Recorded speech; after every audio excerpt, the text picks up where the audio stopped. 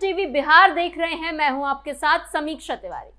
बिहार की राजनीति में बड़ा बदलाव देखने को मिल सकता है। जी हां, खबर है कि बिहार के मुख्यमंत्री नीतीश कुमार राज्यसभा जाने की तैयारी में तो है ही, और उनकी भूमिका अब दिल्ली की राजनीति में ज्यादा दिखाई दे सकती है। अगर ऐसा होता है तो बिहार की राजनीति का पूरा समीकरण बदल सकता है। अब तक राज्य की राजनीति में एक ऐसा चेहरा मौजूद था जिसे लगभग पूरे बिहार में स्वीकार किया जाता था, लेकिन उनके दिल्ली जाने के बाद यह स्थिति बदल सकती है। ऐसे में विपक्ष के नेता तेजस्वी यादव के सामने पहली बार ऐसा समय आएगा जब उनका सीधा मुकाबला किसी एक मजबूत और सर्वमान्य नेता से नहीं, उनका मुख्य राजनीतिक मुकाबला अब भारतीय जनता पार्टी से हो सकता है, जो बिहार में अपना नया नेतृत्व आगे ला सकती है। साथ ही उन्हें निशांत कुमार के नेतृत्व में चल रही जदयू की राजनीति का भी सामना करना पड़ सकता है। ऐसे में सवाल है कि क्या तेजस्वी के लिए बड़ा अवसर होगा ये, या नई चुनौती होगा? ये सब आपको बताएंगे हम अपनी स्पेशल स्टोरी में। बीजेपी बनाम तेजस्वी की सीधी लड़ाई, राज्यसभा चुनाव से होगी परीक्षा। सबसे पहली चुनौती की बात करें तो वो ये है कि अब तेजस्वी का मुकाबला सीधे सीधे तौर पर भारतीय जनता पार्टी से होगा। अभी तक बिहार में भाजपा नीतीश कुमार के नेतृत्व वाली सरकार में दूसरे नंबर की पार्टी रही है, लेकिन अगर हालात बदलते हैं और भाजपा का मुख्यमंत्री बनता है तो राजनीति का पूरा अंदाज बदल जाएगा। भाजपा पहले से ज्यादा आक्रामक होकर मैदान में उतर सकती है।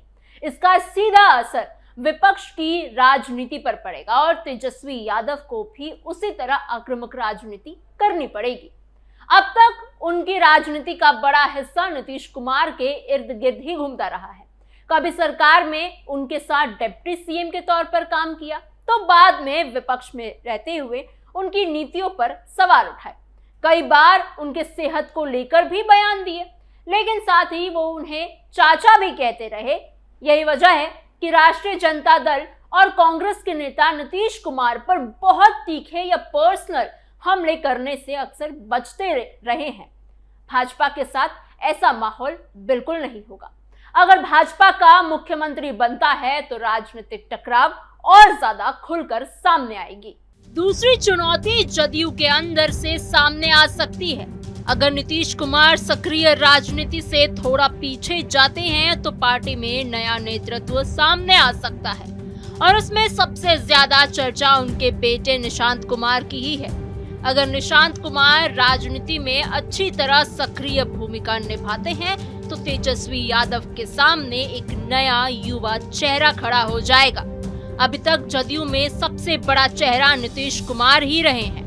हालांकि ये तेजस्वी के लिए पूरी तरह नुकसान की बात नहीं होगी। जदयू और भाजपा लंबे समय से राजद पर परिवारवाद का आरोप लगाते रहे हैं। वो कहते रहे हैं कि ये पार्टी एक परिवार के इर्द गिर्द घूमती है, लेकिन अब जब निशांत कुमार ने जदयू ज्वाइन कर ली है तो जदयू पर भी वही सवाल उठ रहे हैं। ऐसे में परिवारवाद का मुद्दा उतना मजबूत नहीं रह जाएगा जितना पहले हुआ करता था। तीसरी बड़ी चुनौती की बात करें तो वो है सामाजिक समीकरण को मजबूत करने की। बिहार की राजनीति में जातीय समीकरण का बहुत बड़ा असर रहता है। भाजपा की कोशिश ये हो सकती है कि नीतीश कुमार के पारंपरिक वोट बैंक को अपने साथ जोड़ लिया जाए, खास तौर पर अति पिछड़े वर्ग और महिलाओं का वोट बैंक, जिसे नीतीश कुमार ने सालों की राजनीति में अपने साथ जोड़ा। बिहार में अति पिछड़े वर्ग की लगभग 112 जातियां हैं और उनकी आबादी करीब 26% मानी जाती है। अगर ये वोट बैंक भाजपा की तरफ जाता है तो विपक्ष के लिए मुश्किल बढ़ सकती है। दूसरी तरफ तेजस्वी यादव के पास भी अपना मजबूत आधार है। यादव और मुस्लिम वोट बैंक लंबे समय से राजद के साथ माना जाता है, लेकिन यह आधार अकेले सत्ता तक पहुंचने के लिए काफी नहीं है। पिछले कुछ चुनावों में यह भी देखा गया है कि मुसलमान वोट बैंक भी कुछ हिस्सों में अलग अलग दलों की एंट्री हो गई है। ऑल इंडिया मजलिसे इत्तेहादुल मुसलमीन के सीमांचल इलाके में अपनी मौजूदगी दर्ज कराई है और इससे वोटों का बंटवारा भी हुआ है। ऐसे में तेजस्वी यादव के सामने चुनौती होगी कि वो अपने पारंपरिक वोट बैंक को बनाए रखते हुए पिछड़े, अति पिछड़े और दलित वर्ग को भी अपने साथ जोड़ सके। चौथी चुनौती उनकी अपनी राजनीतिक छवि से जुड़ी हुई है। विधानसभा चुनावों में हार के बाद उनसे उम्मीद की जा रही है कि वो एक मजबूत और आक्रामक विपक्ष की भूमिका में आएंगे, लेकिन कई बार उन पर यह आरोप लगा है कि वो लगातार मैदान में सक्रिय नहीं रहते हैं।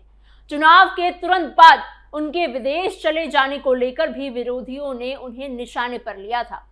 भाजपा और जदयू ने ये कहने की कोशिश की थी कि तेजस्वी पार्ट टाइम राजनीति करते हैं। ऐसे माहौल में उनके सामने सबसे बड़ी चुनौती यही होगी कि वो खुद को लगातार सक्रिय नेता के रूप में दिखाए।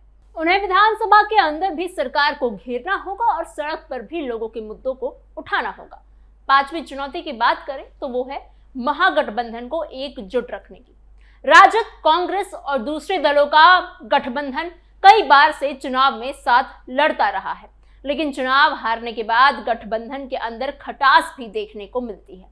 2025 के चुनाव के बाद भी कई दलों के बीच मतभेद की खबरें सामने आई हैं। राज्यसभा चुनाव जैसे मौके ये भी तय करेंगे कि गठबंधन के अंदर कितनी एकजुटता है। अगर सभी दल साथ खड़े रहते हैं तो विपक्ष मजबूत दिखाई देगा, लेकिन अगर मतभेद बढ़ते हैं तो इसका फायदा सत्ताधारी दल को मिलेगा।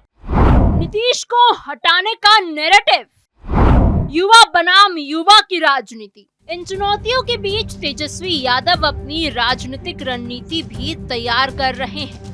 सबसे पहले वो खुद को सदन से लेकर सड़क तक एक आक्रामक विपक्षी नेता के रूप में पेश करना चाहते हैं। राजद भले ही चुनाव हार गया हो, लेकिन पार्टी की संगठनात्मक ताकत और सड़क पर उतरने की क्षमता को लेकर किसी को ज्यादा संदेह नहीं है। भाजपा का मुख्यमंत्री बनने की स्थिति में तेजस्वी इस ताकत का इस्तेमाल कर सकते हैं। वो ये नैरेटिव बनाने की कोशिश कर सकते हैं कि भाजपा ने नीतीश कुमार को मुख्यमंत्री की कुर्सी से हटाया और जदयू को कमजोर करने की साजिश की। दूसरी रणनीति ये होगी कि वो खुद को युवा नेतृत्व के तौर पर मजबूत तरीके से पेश करे। अगर निशांत कुमार जदयू में ज्वाइन होने के बाद राजनीति में सक्रिय हो जाते हैं तो दोनों के बीच तुलना भी होगी। ऐसे में तेजस्वी की कोशिश होगी कि वो अपने अनुभव और राजनीतिक समझ को सामने रखें। वो ये दिखाने की कोशिश करेंगे कि उन्होंने पहले भी सरकार में रहकर काम किया है और विपक्ष में भी सक्रिय भूमिका निभा सकते हैं। तीसरी रणनीति सामाजिक समीकरण को मजबूत करने की होगी। तेजस्वी यादव लगातार ये कोशिश कर रहे हैं कि पिछड़े, अति पिछड़े और दलित समाज को अपने साथ जोड़ा जाए। अगर नीतीश कुमार के समर्थक रहे कुर्मी कोयरी समुदाय के कुछ वोट भी उनकी तरफ आ जाते हैं तो ये उनके लिए बड़ा राजनीतिक फायदा हो सकता है। चौथी रणनीति रोजगार और नौकरी के मुद्दों को लगातार उठाने की है। तेजस्वी खुद को युवा नेता के रूप में पेश करते हैं और युवाओं के बीच रोजगार का मुद्दा बहुत बड़ा है। 2020 और 2025 के चुनावों में भी उन्होंने नौकरी को बड़ा चुनावी मुद्दा बनाया था। बिहार सरकार के 5 साल में 1 करोड़ नौकरी और रोजगार देने का वादा किया था। तेजस्वी यादव इस वादे को लेकर सरकार से सवाल पूछ सकते हैं कि कितने लोगों को सरकारी नौकरी मिली और कितनों को रोजगार मिला। वो ये भी मुद्दा उठा सकते हैं कि ठेके पर काम करने वाले कर्मचारियों को कम वेतन क्यों मिलता है और निजी एजेंसियों के माध्यम से काम करने वाले लोगों की स्थिति आखिर क्या है। अगर ये मुद्दा लगातार उठता है तो युवाओं के बीच उनकी पकड़ मजबूत हो सकती है। पांचवी रणनीति महागठबंधन को मजबूत करने की होगी। पिछले चुनाव में जो कमजोरियां सामने आई उन्हें दूर करने की कोशिश की जाएगी। सीटों के बंटवारों से लेकर चुनावी रणनीति तक सब कुछ पहले से तय करने की जरूरत होगी। कांग्रेस ने चुनाव के बाद ये संकेत दिया था कि वो अपने संगठन को मजबूत करने पर ध्यान देगी। ऐसे में तेजस्वी की कोशिश होगी कि सभी दलों के साथ संवाद बनाए रखें और उन्हें साथ लेकर चले। उन्होंने कुछ छोटे दलों के साथ भी रिश्ते सुधारने की कोशिश की है ताकि भविष्य में गठबंधन ज्यादा मजबूत दिखे। छठी रणनीति जनता के बीच लगातार सक्रिय रहने की है। चर्चा है कि तेजस्वी यादव बिहार के अलग अलग इलाकों की यात्रा पर निकल सकते हैं। ये यात्रा सीमांचल से शुरू हो या शहादाबाद से, इस पर अभी अंतिम फैसला नहीं हुआ है, लेकिन पार्टी के अंदर ये भी भावना है कि जनता के बीच जाकर सीधा संवाद बढ़ाया जाए। इससे न केवल संगठन मजबूत होगा बल्कि तेजस्वी की छवि भी एक सक्रिय नेता के रूप में बनेगी। कुछ जानकार मानते हैं कि बिहार की राजनीति धीरे धीरे दो बड़े खेमे में बंट सकती है, जिसमें एक तरफ भाजपा होगी तो दूसरी तरफ राजद होगा।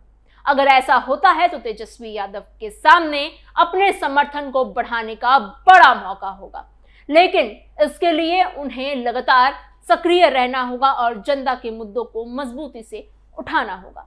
आपकी हमारे इस खबर पे क्या सोच विचार है, हमें कमेंट बॉक्स में जरूर बताइएगा। आपको क्या लगता है कि तेजस्वी यादव के सामने और कौन सी चुनौती आएगी? क्या भाजपा उनकी राजनीति को बिगाड़ सकती है या फिर नीतीश कुमार के राज्यसभा जाने के बाद तेजस्वी की राजनीति को और फायदा हो सकता है?